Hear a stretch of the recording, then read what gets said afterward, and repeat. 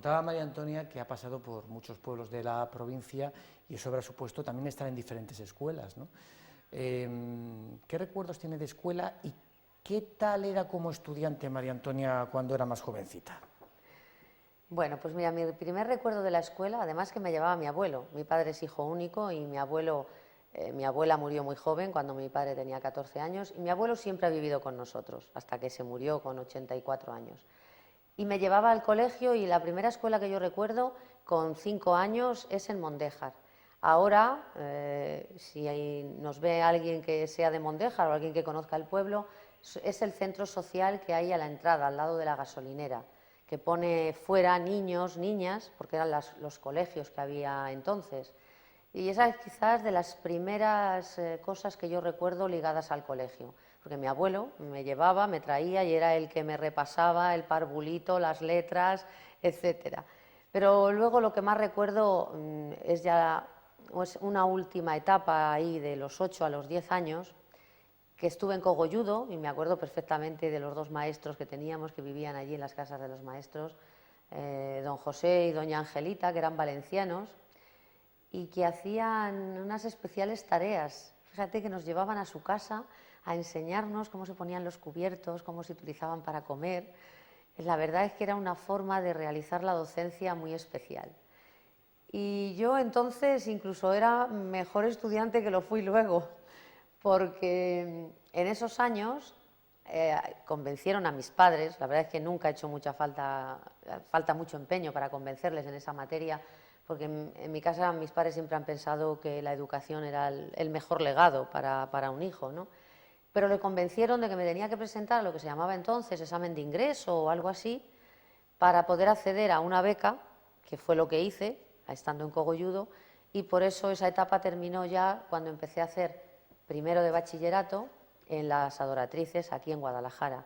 Así que bueno, no era muy mala estudiante, era de las que le regalaban libros en los días de Reyes, un Quijote que recuerdo abreviado con las pastas verdes.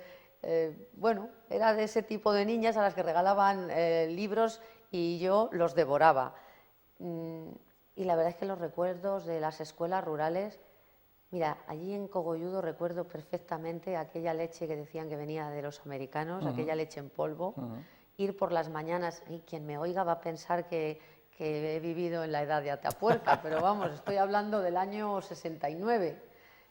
Íbamos con la tacita con la leche en polvo y el colacao, el azúcar, y entonces las mayores de la clase hacían la leche y luego en el recreo te daban un vaso de leche. En esa época ya hay mucha gente que eso no lo ha vivido, pero quizás en una escuela rural era más fácil. Era lo más normal. Seguramente que aquí en Guadalajara, pues gente que tenga mi edad, seguramente que ya eso no lo ha vivido. Pero son recuerdos muy tiernos de los colegios rurales, pero a la vez yo recuerdo ese tesón y esas ganas de los maestros por procurar a los niños y a las niñas un futuro muy diferente al que en ese momento tenían nuestros padres. Y ya por aquella época empezó a llamarle la atención la medicina. No me diga que le regalaron un estetoscopio y una bata blanca, ¿no? No, no ha estado nunca en mi cabeza hasta muchísimo más tarde. A mí siempre me han gustado, ya cuando estaba haciendo el bachillerato, las cosas relacionadas con la rama de matemáticas, de ciencias.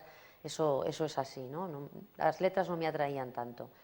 Pero hasta que yo tuve a lo mejor 12 años o así, mi mayor ilusión era ser azafata de vuelo, lo siento, pero era eso. Aprender idiomas, conocer países, conocer el mundo, era lo que me atraía. Y entonces lo más a mano era ver eso, ver a una azafata que recorría el mundo. Luego uno descubre que muchas veces no se bajan ni del avión, ¿no? Pero bueno, fue más tarde cuando ya estaba pues terminando el bachillerato o haciendo COU, cuando empecé a pensar que la medicina me podía gustar. Lo cierto es que cuando hice mi elección, al final de hacer COU y la selectividad, pedí 3 cosas: medicina, biología y farmacia. y al final pues la nota media que yo llevaba me dio para optar a medicina y con medicina, en medicina empecé y en medicina terminé.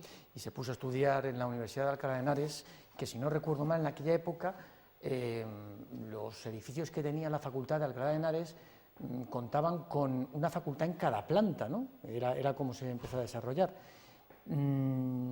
¿Cómo era la vida allí? Yo la recuerdo porque yo tuve la suerte de estudiar un año farmacia en esa universidad, luego afortunadamente uno cambió de profesión, y no sé si afortunadamente o desgraciadamente, pero el caso es que sí que recuerdo que allí se vivía mucho al exterior, en el césped que había en el entorno, y que la verdad que por aquello de que era una universidad pequeñita, había mucha complicidad entre todos los alumnos. ¿Cómo recuerda aquella época? Para mí la universidad ha sido una experiencia, y hace poco en la apertura del curso académico que tuve, no sé si el honor, el orgullo o el placer de poder dar la charla inaugural, yo lo comentaba. Para mí, aparte de aportarte conocimientos académicos, para mí la universidad fue una experiencia vital.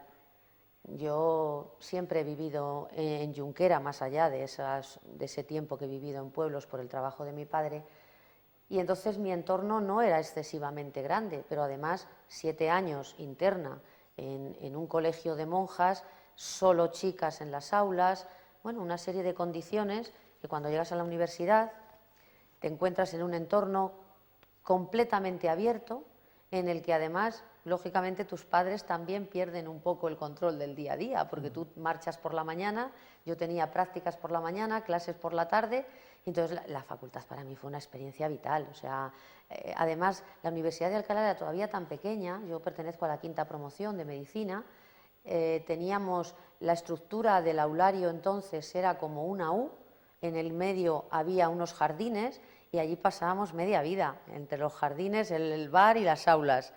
Y luego las prefabricadas, que era donde los que teníamos materias de ciencias, pues dábamos anatomía, biología, donde estaban también todo el área de anatomía y estaban donde teníamos los cadáveres y la disección que se hacía para prácticas.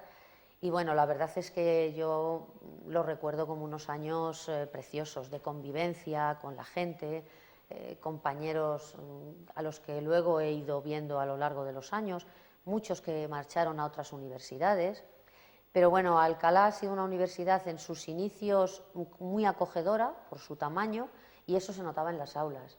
Los compañeros éramos más que compañeros, éramos amigos, compartíamos muchas horas, compartías ir en tren, volver en tren, estar allí casi todo el día, porque como había que compartir espacios, a veces tenías cosas por la mañana y otras actividades por la tarde, y al final pasabas allí 10 o 12 horas, y la unión que se generaba y esa convivencia que tú dices es cierta, no es una leyenda, es una